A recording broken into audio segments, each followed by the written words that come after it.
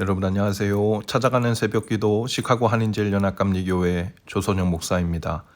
오늘도 변함없는 주님의 은혜와 평강이 저와 여러분의 삶의 종일 풍성하기를 기도합니다. 오늘 말씀은 여호수아 9장 16절에서 21절까지 말씀입니다. 그들과 조약을 맺은 후 사흘이 지나서야 그들이 이웃에서 자기들 중에 거주하는 자들이라 함을 들으니라. 이스라엘 자손이 행군하여 셋째 날에 그들의 여러 성읍들에 이르렀으니 그들의 성읍들은 기브온과 그비라와 부에롯과 기럇 여아림이라. 그러나 회중 족장들이 이스라엘의 하나님 여호와로 그들에게 맹세했기 때문에 이스라엘 자손이 그들을 치지 못한지라. 그러므로 회중이 다 족장들을 원망하니 모든 족장이 온 회중에게 이르되 우리가 이스라엘의 하나님 여호와로 그들에게 맹세하였은즉 이제 그들을 건드리지 못하리라. 우리가 그들에게 맹세한 맹약으로 말미암아 진노가 우리에게 임할까 하노니 이렇게 행하여 그들을 살리리라 하고 무리에게 이르되 그들을 살리라 하니 족장들이 그들에게 이른 대로 그들이 온 회중을 위하여 나무를 패며 물을 깃는 자가 되었더라. 아멘.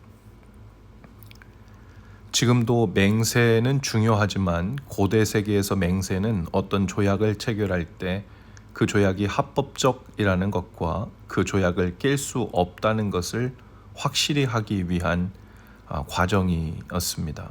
그래서 맹세는 주로 신들의 이름으로 하거나 신전같이 그 신 앞에서 여겨질 만한 곳에서 이루어졌죠. 신들의 두려워하던 문화에서 그러한 맹세는 아주 중요한 성격을 지녔습니다. 그래서 만일 누군가 맹세를 어긴다면 신의 복수가 임할 것이라는 위협이 따르는 일이었습니다. 기브온 족속은 가나안의 다른 족속들과 달랐습니다. 이스라엘과 대적하여 싸우려 하지 않았고 화친하고자 했죠. 그들은 천천히 와도 3일길이면 올 수 있는 거리에 살았지만 멀리서 온 사신처럼 위장했습니다. 헤어진 돈주머니, 또 찢어져서 기운 가죽 부대, 낡아 기운 신, 낡은 옷, 다 마르고 곰팡이 난 떡을 미리 준비하여 증거로 가지고 왔죠. 하나님은 당시에 이스라엘 사람에게 가까이 사는 가나안 족속과는 언약을 맺지 말라고 진멸하라고 하셨습니다. 가나안 족속은 죄악으로 심판을 받는 중에 있었기 때문이고 또 이스라엘 백성이 가나안에 우상 숭배하는 일과 언약을 맺고 살게 되면 추후에 하나님을 떠나게 될 가능성을 염려하신 것입니다. 기브온 족속은 그들이 가나안 족속이라고 하면 멸망받을 것을 알기 때문에 자신들이 먼 데서 온 사신처럼 꾸며서 이스라엘과 불가침 조약을 맺고자 한 것이죠. 마치 여리고성의 기생 라합과 같이 필사적으로 은혜를 구한 것입니다. 또 예수님께 개도 자신의 주인상에서 떨어지는 부스러기라도 주워 먹는다고 답한 절실하게 은혜를 구했던 여인과도 같은 심정이었을 겁니다. 하지만 그럼에도 불구하고 이스라엘 족장들의 분명한 잘못이 있었죠. 그들과 조약을 맺어도 되는지 하나님께 먼저 묻지 않은 것입니다. 기도하지 않은 것입니다. 결국 이로 인해서 그들은 자신들이 맺은 언약의 멍에를 짊어지고 살게 되었고 이제부터는 우상을 숭배하는 이들을 그들 중에서 몰아낼 수 없게 된 이유가 되기도 했습니다. 그 후에 3일이 지난 후에야 이스라엘 사람들은 약조하러 온 기브온 사람들이 가나안 사람들임을 알게 되죠. 이들은 가나안 족속이므로 하나님의 말씀에 따라 진멸해야 옳지만 동시에 그들을 진멸하지 않기로 하나님의 이름으로 화친을 맺었기 때문에 그 약속으로 인해 이도저도 하지 못한 상황이 된 것입니다. 이스라엘 족속들은 족장들을 원망했습니다. 한편으로는 원망으로 공동체가 분열 위기에 처하게 되기도 했죠. 또 한편으로는 하나님의 말씀을 온전히 순종하지 못하게 된 상황이 되기도 된 것입니다. 이제 이스라엘에게는 말씀을 지키느냐 기브온과의 언약을 지키느냐 그 두 사이에 갈등이 생긴 것입니다. 그리고 이 갈등에 대해서 족장들의 해결책을 제시하죠. 족장들은 비록 그들의 잘못과 실수로 이루어진 일이라 할지라도 그들이 하나님 앞에서 한 언약을 귀하게 여겼습니다. 오히려 약속을 어기면 하나님께 한 언약을 인하여 하나님의 진노가 임할 것이라고 생각했죠. 다만 기브온 족속도 거짓말을 했기 때문에 이들에게 나무를 패며 물을 깃는 자들로 그들 중에 살게 한 것입니다. 그들은 기브온과의 언약을 깨고 그들을 멸할 수 있는 명분도 이미 있었습니다. 먼저 하나님이 주신 명령을 근거로 내세울 수 있었고, 기브온이 자신들의 신분을 속인 상태에서 행한 맹세였기 때문에 무효라고 주장할 수도 있었을 겁니다.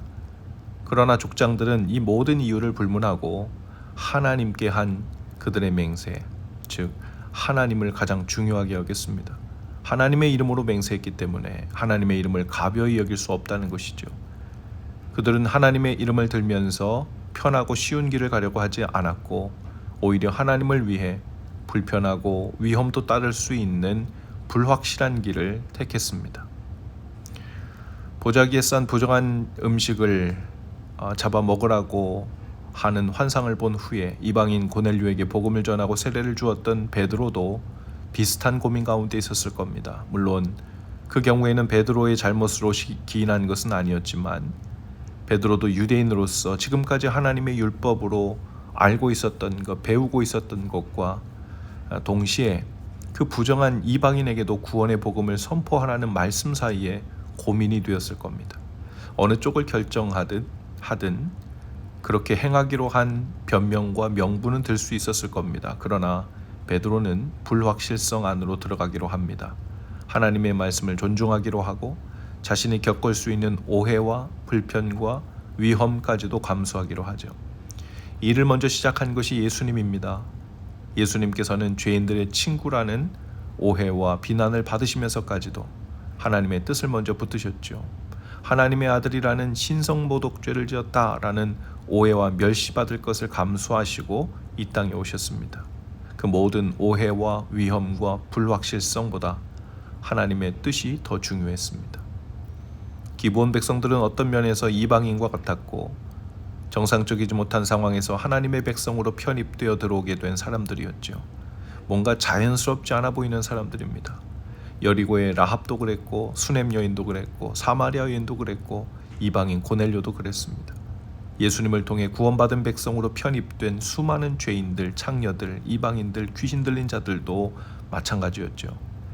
그들은 모두 함께 하기에는 왠지 불편하고 위험도 감수해야 할 사람들처럼 보였지만, 하나님의 뜻을 존중하고 이루는 그 일을 더 중요하게 여긴 예수님, 그리고 그의 제자들로 인해 하나님 나라 백성으로 편입된 것이죠. 그리고 나중에 비로소 알게 된 것이지만, 실은 이스라엘 백성들도 이방인들보다 특별히 거룩한 사람들이 아니었다는 것입니다. 그들도 그저 하나님께 특별한 은혜를 먼저 입은 사람들에 불과하다는 것을 깨닫게 됩니다. 오늘 우리도 마찬가지죠.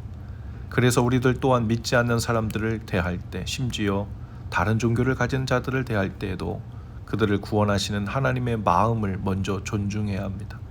그들의 종교와 신을 인정하라는 것이 아니라 그들 또한 잠시 하나님을 알지 못하고 있는 자들임을, 그들 또한 우리와 같이 하나님의 형상으로 지음받았지만 그 사실을 알지 못하고 있는 가여운 불쌍한 자들이라는 것입니다.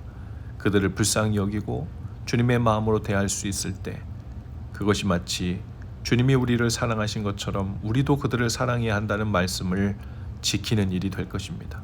오늘도 그 마음으로 용납하고 받아내기가 주저되는 사람들 혹은 상황들 속에서 오직 하나님을 향한 존중, 하나님의 뜻과 그 사랑을 존중하는 일만 남기는 쪽을 선택하실 수 있기를 바랍니다. 그 다음은 하나님께서 하실 것입니다.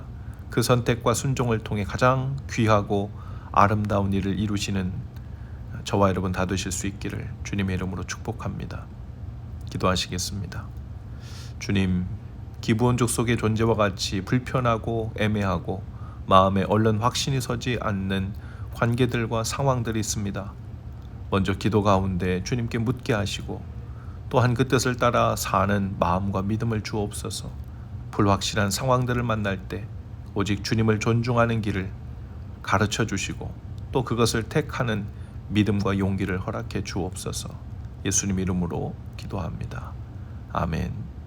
여러분, 오늘도 말씀 동행으로 화이팅입니다. 저는 내일 아침에 다시 찾아오겠습니다.